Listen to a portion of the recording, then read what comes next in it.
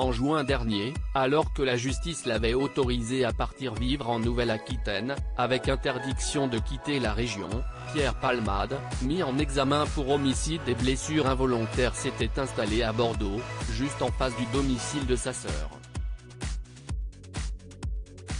Si certains de ses nouveaux voisins ne semblent pas s'en offusquer, à l'image de Baptiste interrogé par nos confrères du Parisien, « Si je tombe sur lui, je ferme ma gueule, je suis respectueux », ou du commerçant du coin, « On n'a pas à jouer au justicier », d'autres, au contraire, n'ont pas hésité à le prendre à partie.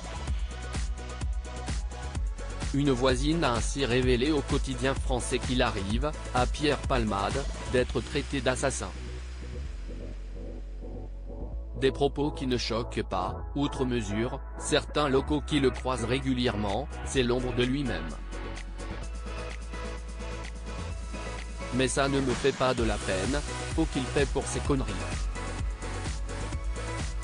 Pour rappel, le 10 février dernier, Pierre Palmade, sous l'emprise de stupéfiants, avait percuté une voiture à Villiers-en-Bière, en Seine-et-Marne, blessant gravement 3 personnes et provoquant la mort d'un bébé à naître.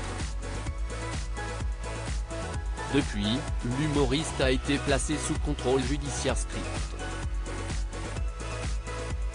D'abord interné à l'hôpital, il avait, début juin, été libéré, avec bracelet électronique.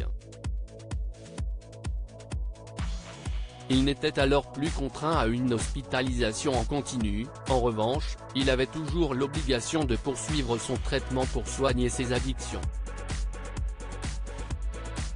Le 30 juin dernier, retournement de situation, l'acteur demande à être de nouveau hospitalisé.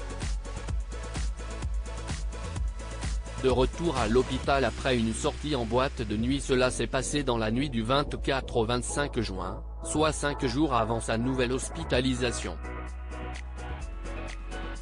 Entre 3h et 5h du matin, le quinquagénaire a été vu en train de danser à l'Ultra Club, une boîte de nuit gay qui se trouve à environ 20 minutes à pied de ce qui était alors son lieu de résidence. Si plusieurs sources ont attesté que l'ex-acolyte de Michel Larocque n'avait, ce soir-là, consommé aucune drogue, cette incartade lui a suffi pour demander illico presto son retour au service addictologie du CHU de Bordeaux.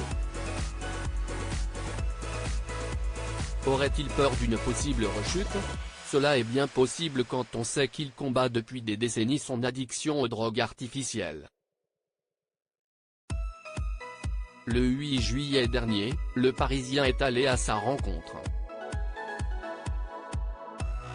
L'acteur n'a cependant pas souhaité répondre aux sollicitations des journalistes, « S'il vous plaît, n'insistez pas ». Des patients qui l'ont croisé dans les couloirs de l'hôpital ont toutefois révélé à nos confrères avoir eu du mal à le reconnaître, tellement il aurait pris du poids. Article écrit en collaboration avec 6 médias. Crédit photo, Jack Tribeca.